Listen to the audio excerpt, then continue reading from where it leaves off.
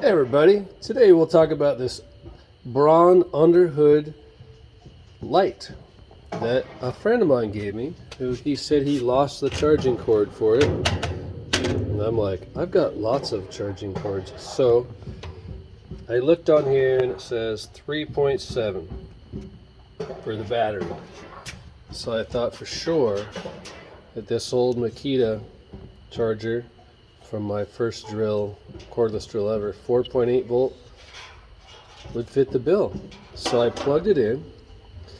The charging light came on, red. It was plugged in for hours. It went green. The thing will not work. So I read online a little bit and I found someone said that there's a 6-volt converter in here. So let's plug it into 6 volts and see what happens. And I know what'll happen. I'm going to make a mess. So I've got this charge cord. It'll put out 6 volts. So let's go ahead and try that. And I think what's going to happen is the same thing. Is we'll get a good old charging light. But you know what? That's not good enough. What I want to do is take this thing apart. So when you take the ends off, you'll find these ends come off with 4 screws. Same with the other end, but there's nothing in there. There's no screws.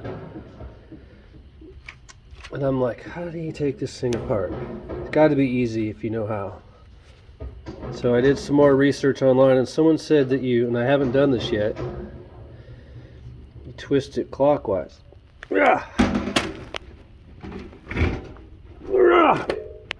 Oh, shit. Alright, well, I'm going to have to put it in a vise and get something like a plumber's wrench. And we're going to try to twist this thing apart. What I really need is some spinach. I mean, a cup of coffee. And trust me, it's not this coffee either. Oh, fresh ground, pour over, dark as can be. Okay, I'm feeling muscular. We're gonna put this in the vise now. So honestly, I must be doing it wrong. I put this on there, twisting, hearing cracking sounds. I mean, I don't want to break this thing.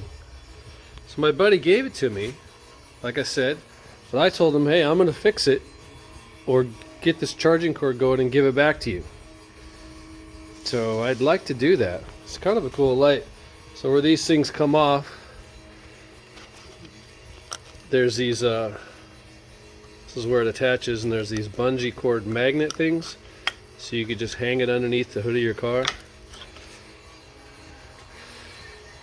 Probably wouldn't work that good on a Corvette, but there is a little bit of metal here. Anyways, don't get distracted. I just love looking at this car though. It's so sexy. It's a fiberglass coffin otherwise, and it drives like a rattly fiberglass coffin. The windows are down a little bit. The windows don't see. Anyway, what am I doing? Hey, focus now. Okay, we're gonna get this thing apart. So I'm gonna try to peel this back and see. This is a rubber to plastic line here. Someone said there's some screws in there. Now, when I look inside here, I don't know where the screws are, but I see some boss there on the right and on the left. So I'm thinking the screws are probably right down here on the sides. So try not to break this thing. Whoa, okay, all I did was I started prying right here and then I touched the button. Should I take it apart? Dang, I don't know. Let's just call it fixed. No, I want to find out how to take this thing apart. That way I can test the battery and see, but okay, so far, whatever, I broke it, I fixed it. Let's unplug it and see what happens. Oh. Apparently there was, wow, all right. I love it. So I went ahead and stopped myself. I get a little carried away. It is fixed. I believe that just through the magic of asking the internet about this light and someone saying that it was a 6-volt, that the charge controller was 6-volt, just from those clues, even though this thing says 3.7, I know typically charging a 3.7 is usually a higher current than that. So I think that the light was just protecting itself from this low current plug-in that I gave it, and as soon as I plugged it into a 6-volt input, I woke it back up. So I'm just going to put these cool things back on it, and I'm going to play with it for a while and see how well it works. Maybe I can discharge it and then charge it, and then we'll